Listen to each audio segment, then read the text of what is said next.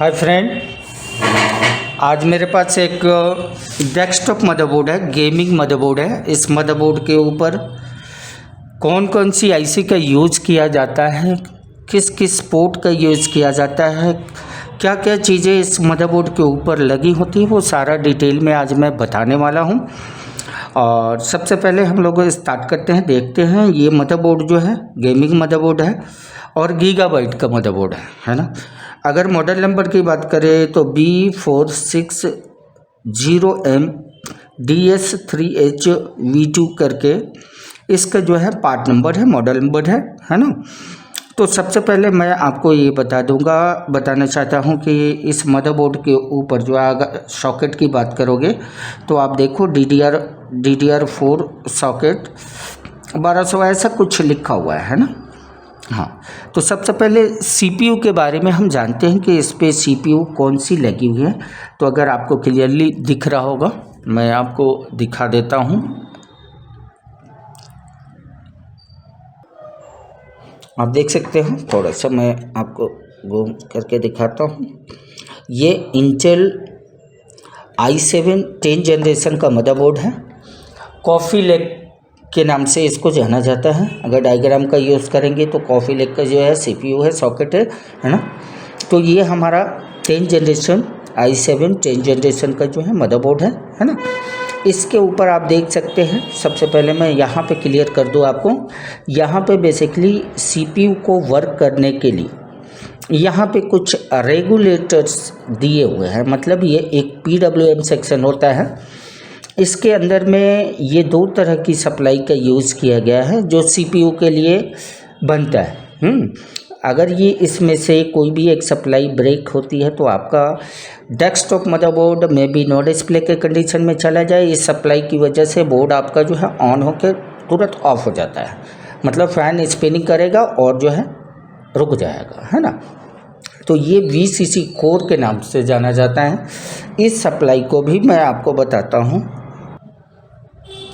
ये VCC core के नाम से जाना जाता है और इसको जो बोला जाता है वो RS_VCC GT के नाम से जाना जाता है। ये दोनों वोल्टेज अराउंड जो है 0.95 से लेकर इन बिटवीन 1.9 वोल्ट की समथिंग बननी चाहिए। जब भी आप बोर्ड को ऑन करोगे, इस कॉइल के ऊपर इन बिटवीन इतना वोल्टेज अगर मिलता है ना, तो उस कंडीशन में आपकी कोर की सप्लाई बन रही है ना, कोर वोल्टेज बन रही है।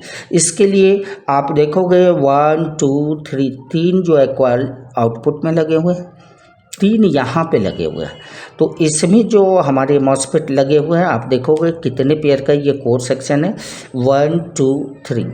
ये जो 3 मॉसफेट लगे हुए हैं आप देख सकते हैं, 1 2 3। अपर साइड में जो लगा हुआ है वो आपका जो है मेन मॉसफेट है, जो डायरेक्ट आपके जो है ATX से 12 वोल्ट की सप्लाई पे इनपुट पे काम करेगा, आउटपुट में इसके सोर्स से बनेगा।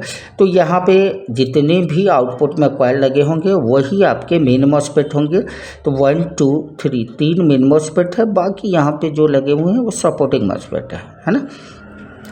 इसका गेट कहाँ से इनेबल होता है, तो गेट अगर आप देखोगे तो इसके लिए एक सेकेंडरी आईसी का भी यूज़ किया जाता है। बट इसको सारी गेट की इंफॉर्मेशन जो है हमारे जो मेन आईसी होता है ना, कोर आईसी जो ISL की इस बोर्ड पे लगी हुई है, इसी से हमारा जो है पूरा का पूरा गेट ड्राइव होगा, है ना।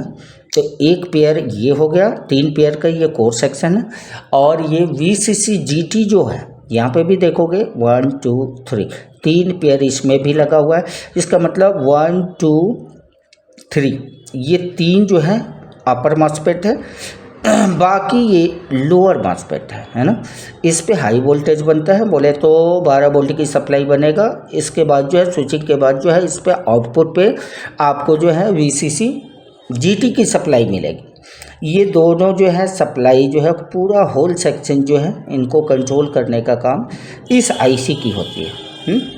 इस आईसी का भी हम क्लियरली आपको बताते हैं कि ये आईसी कैसे ट्रिगर करेगा, कैसे काम करता है, इसकी कौन कौन सी जो है इनपुट्स होते हैं, है ना। इन सभी वोल्टेज को मैं एक बार आपको क्लियर कर देता हूँ। आपको बेसिकली इस पे क्या क्या चीज़ें चेक करनी चाहिए वो मैं आपको बता देता हूँ। तो चलिए ये जो आईसी लगी हुई है, इस आईसी की पार्ट नंबर की अगर बात करें तो इसकी पार्ट नंबर जो है लेटेस्ट इस बोर्ड के ऊपर जो हमारी आईसी का मैन्युफैक्चर होता है वो ISL 95866CHRZ के नाम से होता है, जो यहाँ पे लगी हुई है ना। तो इस आईसी के ऊपर सबसे पहले आपको जो है ना 12 वोल्ट की इन्फॉर्मेशन मिलेगी, जो इनपुट वोल्टेज होता है इस आईसी का, है ना। इसके लिए फिर इसके बाद जो सेकेंडरी वोल्टेज जो होते हैं 3 वोल्ट के होते हैं, 5 वोल्ट की होती हैं, है ना। इसके जो है इनेबलिंग सिग्नल जो होते हैं VR ऑन, ये VR ऑन का जो सिग्नल होगा इसके ऊपर अगर मिलेगा तभी आपका जो है ये कोर आईसी इनेबल होगा, है ना। कोर आईसी जब इनेबल होगा तभी आपका जो है आउटपुट में कुछ इनेबलिंग, तो VR ऑन मिलने के बाद जो है कुछ और जो है जिसमें आपका जो है क्लॉक वोल्टेज भी होगा, VR हॉट का नाम से भी होता है, और इनेबलिंग जो है इसके पावर गुड्स होते हैं, है ना। इन सभी चीज़ों को यहाँ पे चेक करना है। इसकी रिक्वायरमेंट पूरी अगर आईसी की जानकारी लेनी है तो हमारे क्लास को ज्वाइन करनी है। बाकी मैंने इसमें आपको मोस्टली डिस्क्राइब कर रखा है, या कोर सेक्शन के लिए ये सारा का सारा लगा हुआ है। यहाँ पे BCC कोर बनेगा और यहाँ पे VCC GT की सप्लाई बनेगी, है ना। ये आपका एक PWM सेक्शन हो गया। अब मैं आपको जो है इधर दूसरा PWM जो होता है अगर आप देखोगे तो यहाँ पे भी आपको कुछ आउटपुट्स में कॉइल मिल रहे हैं। यहाँ पे देखेंगे तो ये हमारा रैम का PWM है ना। आप देख सकते हैं इस मदरबोर्ड के ऊपर बेसिकली DDR4 के लिए रैम यूज़ किया गया है ना। तो यहाँ पे इस कॉइल के ऊपर जो है आप देखोगे ये हमारा रैम का रेगुलेटर्स है ना। इसमें 2 कॉइल होगा, एक इनपुट कॉइल होता है, एक आउटपुट कॉइल। एक पे 5 वोल्ट की सप्लाई बनती है और एक पे रैम का वोल्टेज DDR4 है तो 1.2 वोल्ट के समथिंग बनेगी, है ना। बट यहाँ पे मैं आपको क्लियर कर देना चाहता हूँ कि रैम की वोल्टेज बन जाने की वजह से आपका डिस्प्ले नहीं आएगा। रैम के ऊपर बहुत सारी चीज़ें हमें चेक करना है, जैसे आपका जो है SPD वोल्टेज चेक करना है, रैम का जो है डेटा चेक करना होता है, रैम का क्लॉक चेक करना होता है, DRAM रीसेट चेक करना होता है, बहुत सारी। तो रैम की रिक्वायरमेंट पूरा चेक करने के लिए आप हमारे क्लास को ज्वाइन कीजिए। ये आपकी रैम की सेक्शन है, ये आपका क्लियर हो गया। अब मैं आपको थोड़ा सा इधर ओवरव्यू देना चाहूँगा। आप देख सकते हैं फ्रेंड, इस बोर्ड में जो हमारा कंट्रोलर लगा हुआ है वो ITE का लगा हुआ है ना। ये हमारा कंट्रोलर, बट एक और जो है ये छोटी सी चिप अगर आप देखोगे इस बोर्ड के ऊपर तो ये भी ITE की ही लगी हुई है। दोनों हमारा जो है एक प्राइमरी जो है कंट्रोलर है, एक सेकेंडरी कंट्रोलर है। इस दोनों कंट्रोलर के वजह से आपका पूरे बोर्ड की आईसी को इनेबल किया जाता है ना। तो इसकी रिक्वायरमेंट को समझनी पड़ेगी। ये नो डिस्प्ले में भी प्रॉब्लम क्रिएट करता है, डेड के कंडीशन में भी करता है, बोर्ड आपका ट्रिगर ले लेता है, ऑन होकर ऑफ हो जाता है, कोई सेक्शन पार्टिकुलर आपका काम नहीं करता है। तो इसकी रिक्वायरमेंट को कैसे चेक करने हैं वो आप हमारे कोर्स को ज्वाइन कीजिए। ये आपका क्लियर हो गया। फिर इसके बाद यहाँ पे आप देख सकते हैं ये हमारा नियर बाई ऑडियो कनेक्टर के पास में है। तो ये ऑडियो आईसी इस बोर्ड के ऊपर है, रियलटेक का है ना।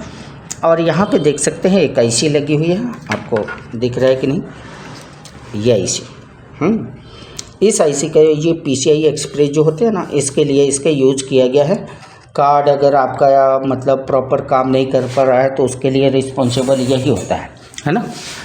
और उसके बाद मैं आपको बताना चाहूँ तो यहाँ पे भी एक आईसी लगी हुई है, आप देखोगे नियर बाई लैंड पोर्ट लगा हुआ है और यहाँ पे क्रिस्टल लगी हुई है, आप देख सकते हो, है ना। तो ये लाइन की आईसी इसमें लगी हुई है ना। फिर एक यहाँ पे आईसी लगी हुई है, आप देख सकते हैं। तो आप देखोगे पोर्ट को देखोगे, यहाँ हमें डिस्प्ले कहाँ से मिलेगा, BG पोर्ट से मिलेगा। ये भी डिस्प्ले के लिए हमारा यूज़ होता है, HDMI भी हमारा डिस्प्ले के लिए यूज़ होता है ना। तो उससे रिलेटेड ये वाली आईसी है ना। और फिर आप आकर देखो तो गेमिंग जितने भी मदरबोर्ड मिलेंगे उसके पावर सप्लाई थोड़े से अलग होते हैं। तो ये आपका ATX 12 वोल्ट का सोर्स है, यहीं से 12 वोल्ट की सप्लाई इस पूरे सेक्शन में ये जाता है। बाकी आपको पता होगा ये हमारा जो है ATX कनेक्टर है ना। बाकी जो आपके मदरबोर्ड के ऊपर 3 वोल्ट की सप्लाई हो गया, 5 वोल्ट रेड हो गया, स्टैंड बाई हो गया, PS ऑन हो गया, है ना। ये सारी voltage 12 volt plus minus 12 volt सारी वोल्टेज यहाँ से आपके मदरबोर्ड में इंटर करती है ना। ये साटा पोर्ट हो गया। अगर इस मदरबोर्ड के ऊपर अगर आप देखोगे तो ये हमारा जो है हार्ड डिस्क लगा हुआ है। ये इंटरनल हार्ड डिस्क आप यहाँ पे भी लगा सकते हो और ये भी हार्ड डिस्क आप यूज़ कर सकते हैं, है ना। बाकी आपको मैं बता देना चाहता हूँ यहाँ पे एक और चीज़ है। अगर आप देखोगे इस मदरबोर्ड के ऊपर आपको इस तरह की चिप दिखने को मिलेगी। मैं थोड़ा सा जूम करके आपको बताऊं। ये वाली चिप जो है हमारी बायोस की चिप है ना। नए मदरबोर्ड के ऊपर इस टाइप की बायोस आ रही है। इसकी जो है फाइल की साइज़ जो है 128 MB की होती है ना। ये हमारी बायोस है ना। और बाकी आपको ये पता होगा, ये हमारा जो है फ्रंट पैनल का कनेक्शन है जहाँ से बोर्ड आपका ऑन होगा। इसमें मतलब पावर बटन, रीसेट, ये सारी चीज़ें इसमें लगेंगी। SPI MPT TPM के जो है ये सॉकेट दिए हुए हैं, है ना। ये फ्रंट USB का सॉकेट दिया हुआ है। ये सारी चीज़ें हमारे यूज में ज़्यादा नहीं होती हैं।